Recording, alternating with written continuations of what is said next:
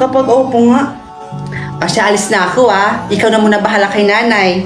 Opo ate, ako na bahala. Ingat po kayo. Wow! Ang ganda naman ng bag na to. Ay ko. Ay, naku po. Sorry po, ma'am. Sorry po. Di nag-iingat. Nagmamadali lang po talaga ako Sorry po excuse me, miss. Kukunin ko na po itong isang bag na to. Okay, madam. Tag 800 po yan, madam. 800? Opo. Sige, kukunin ko na. Sandali lang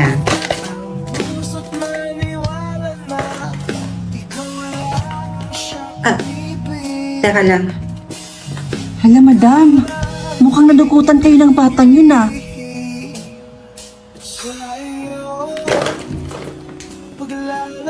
Huli ka, Balbon. Ma'am, bitawan niyo po ako. Ang sakit-sakit po. Ang kaling-kaling mo rin no? Binangga mo ko kanina tapos bigla na lang nawala yung wallet ko. Kinuha mo no? Akin na. Ma'am, wala po ako ninanakaw sa inyo. Aba. Nagmamaang-maangan ka pa? Hoy kayo! Kayong lahat, makinig kayo sa akin. Itong bata na to ay magnanakaw, mandurukot. O ano? Hindi mo ba ibibigay yung pera ko? Ibibigay mo? O tatawag ako ng pulis? Kahit hubaran niyo pa po talaga ako dito, ma'am, wala po kayong makikitang pera ninakaw ko po sa inyo. Ayaw mo talaga? Ayaw mo talaga? Ma'am, akin na po yan. Yun lang po talaga yung meron ako, ma'am Kinita ko lang po talaga yan sa pagbibenta ng uling. Ma'am, bibili ko pa po yan ng gamot ng nanay ko po. Eto? Gusto mong kunin yung pera mo? Ma'am, akin na po yan. Kasi sa totoo lang po, ma'am, kulang na kulang pa po talaga yan Kaya nga po talaga ako kumakayod ngayon. Akin na po, ma'am. Pera mo ba talaga to? O ninakaw mo? Sa akin po talaga yan, ma'am. Akin na po. O hindi, eto, kunin mo. Ma'am, bakit yun naman pong itinapon?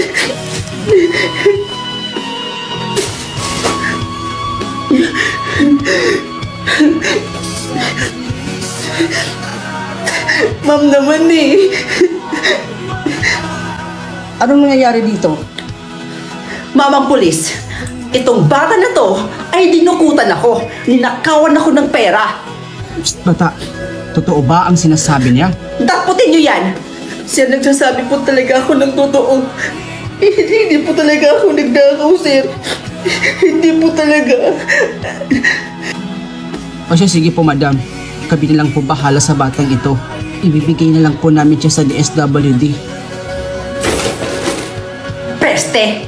Magnanakaw!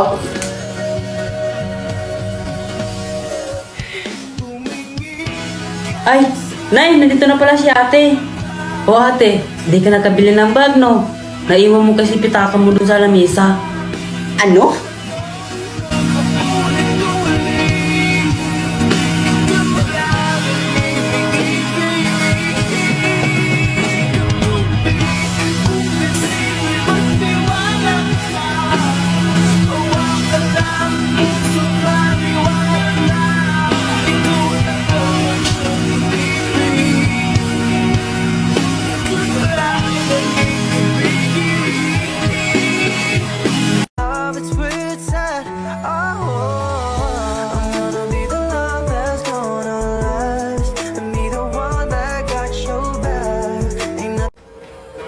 Ma'am, excuse me po. Itatanong ko lang po sana, ma'am, kung ano po yung mali dito sa sagot ko sa question number 5 po. Oh! Ano na naman ba yan, Di Guzman? Huwag mo na kasing ipilit yung sagot mo. Mali naman talaga yan At kung mali yan, di mali. Mas marunong ka pa yata sa teacher. Bakit hindi mo na lang kasi tanggapin na hindi mo na kayang maging top 1? Hanggang top 2 ka na lang, Di Guzman. Hindi mo talaga ako kayang higitan. Dahil dudungusan at dudungusan kita. Yan ang tandaan mo. Ma'am, Tapos na po ako dito sa exam paper ko. Ito po.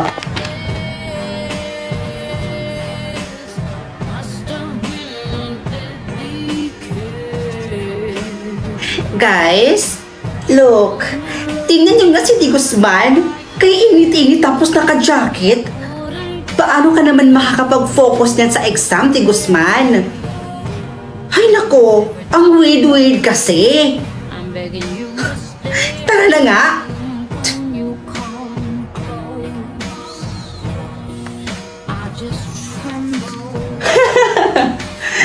Bilisan niyo na dyan. Kasi i-announce daw ngayon ni ma'am kung sino yung mga top students. At sigurado naman ako na ako na naman ulit yung top 1. Diba, Di Guzman? Sana ako naman yung maging top 1. Ay, nakaka-excite talaga. At ang ating top 1 for this grading ay si Fernandez. Yes! Congratulations, Fernandez. Maraming salamat po. O diba, Di Guzman? Sabi ko naman sa'yo eh, hanggang top 2 ka na lang talaga. Hindi mo ko talaga kayang higitan.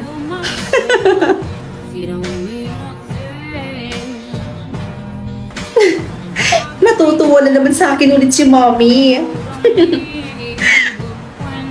And to you, Di Guzman? Aww. Kawawa ka na naman. Top 2 ka na naman ulit. Better luck next time, ah. Loser. Ma'am, wala na po ba talagang pag-asa? Hindi na po ba talaga kaya na ako naman po yung maging top 1? Ma'am, maawa naman po kayo sa akin, no? Pagbigyan na naman po sana ako. Hoy, Di Guzman! Ano yung ginagawa mo? Bakit ka umiiyak kay ma'am? Umaasa ka ba na ikaw yung magiging top 1? Nakakatawa ka! Hindi mo ba narinig yung sinabi ni ma'am kanina? Ako daw yung top 1 at hindi ikaw. Top 2 ka lang. Nakakatawa talaga si Di Guzman. I'm begging you to stay when you come close. I just tremble. Hoy, Di Guzman. Halika nga rito. Mag-usap nga tayo. It's like a knife that cuts right to my soul. May isang tanong lang ako. Ano yung mga pinagsasabi mo kanina kay ma'am? Ipinipilit mo ba na ikaw yung gawin niyang top 1? Grabe ka. Mandaraya ka pala eh. Fernandez, hindi naman sa ganun.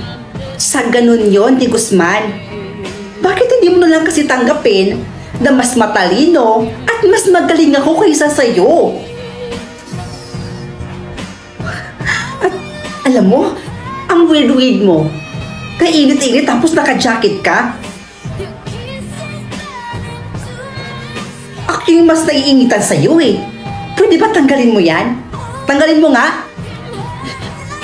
Fernandez, wag.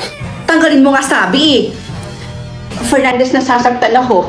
Bitawan mo ako. Sabi ko, tanggalin mo.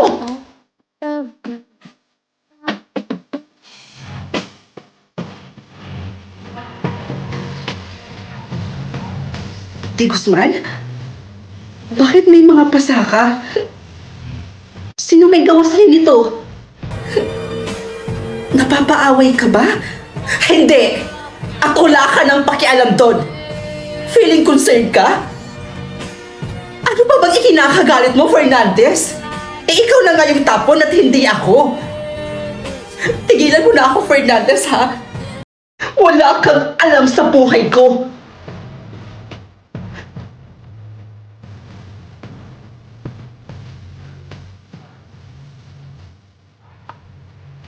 Hello guys! Good morning! Class, wala ba kayong idea kung bakit palaging absent kayo si Di Guzman? Ilang araw na kasi siyang absent eh. Ano kaya nangyari sa batang yon? Wala na naman si Di Guzman? Eh di ba, competitive yun? Nakakapagtakay naman. Hay, sinabi mo pa. Pero, Ayaw mo ba nun, Fernandez? Wala ka ng kalaban o kakompetensya sa grades mo.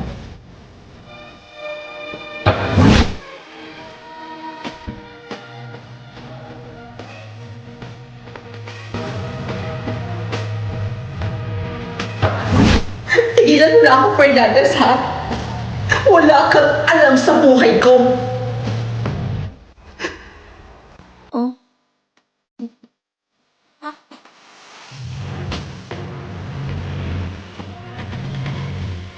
Maybe by person, more timing, but I can't be stuck on someone who don't love me no more.